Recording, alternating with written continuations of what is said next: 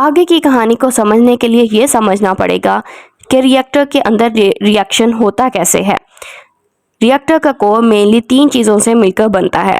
Number 1 fuel rods, number 2 control rods और number 3 moderator. Fuel rods basically nuclear fuel है जिसकी वजह से न्यूक्लियर रिएक्शन होता है। इस केस में uranium dioxide enriched with uranium 235 isotope. हम सब जानते हैं कि कई एलिमेंट्स के आइसोटोप्स भी मौजूद होते हैं। फॉर एग्जांपल यूरेनियम के 3 आइसोटोप्स होते हैं, यूरेनियम 238, 235 और 234। और कुछ रेयर आइसोटोप ऐसे होते हैं जो न्यूक्लियर फिशन रिएक्शन अंडरगो कर सकते हैं। यूरेनियम 235 एक ऐसा आइसोटोप है जो न्यूक्लियर फिशन रिएक्शन करवा सकता है और न्यूक्लियर एनर्जी जनरेट हो सकती है। यूरेनियम 235 अनस्टेबल होता है और खुद से टूटते रहता है और रेडिएशन रिलीज होती है, खुद ब खुद भी डिसइंटीग्रेट होता रहता है, लेकिन अगर कोई न्यूट्रॉन आकर टकराए तो भी टूट जाता है। इस प्रोसेस में इस एलिमेंट का एक एटम 2 में स्प्लिट हो जाता है और साथ में 2-3 न्यूट्रॉन्स भी बनते हैं। इसके साथ एनर्जी भी रिलीज होती है।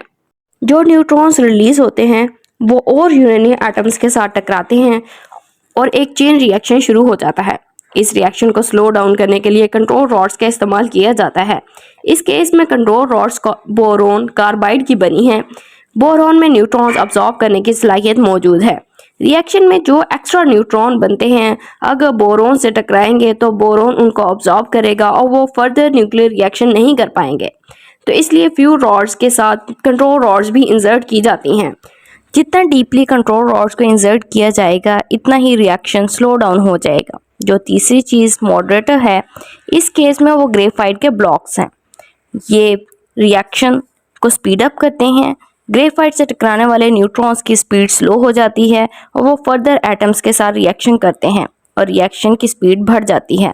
आजकल के दौर में पानी को बतौर मॉडरेटर इस्तेमाल किया जाता है, लेकिन आरबीएम के 1000 डिज़ाइन के चेरनोबिल रिएक्टर्स में ग्रेफाइट यूज़ किया गया एज मॉडरेटर।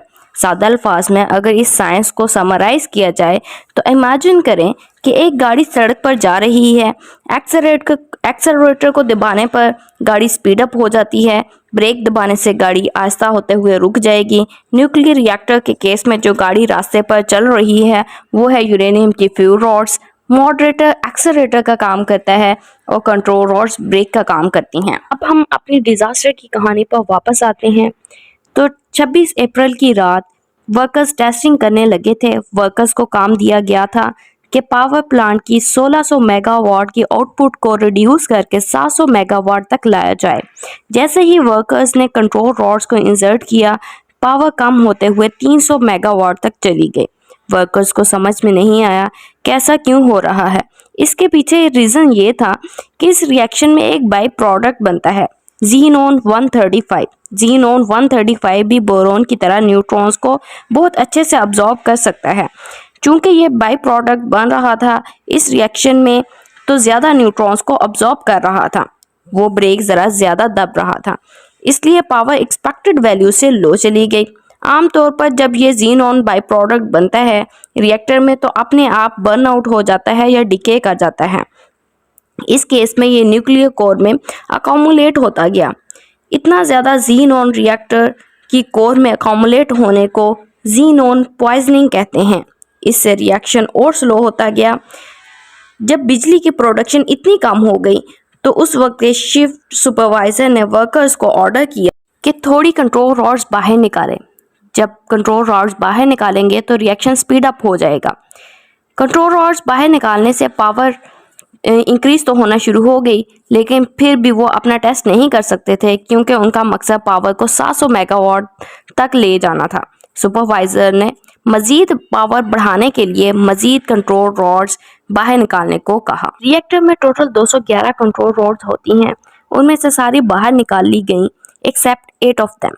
एक्चुअली यहाँ पर सेफ्टी प्रोटोकॉल का वायलेशन था। रूल ये था कि किसी भी हालत में 15 से कम कंट्रोल रॉड्स नहीं होनी चाहिए, लेकिन यहाँ पर सिर्फ 8 कंट्रोल रॉड्स रिएक्टर में मौजूद थी। इसी रीज़न से पावर तेज़ी से बढ़ने लगी। रिएक्शन इतनी तेज़ी से होने लगा कि पावर आउटपुट तेज़ी से एक्सपेक्टेड वैल्यू से बहुत ऊपर चला गया। काफ़ी ज़्यादा हीट प्रोड्यूस हुई। पानी कोर में मौजूद था, वो अचानक से स्टीम में बदल गया या पानी यहाँ पर कूलेंट का काम कर रहा था। एक पॉजिटिव फीडबैक लूप बन गया। जैसे जैसे पानी स्टीम में बदलता गया, कूलेंट की मकदार कम होती गई और रिएक्शन मज़ीद तेज़ होता चला गया।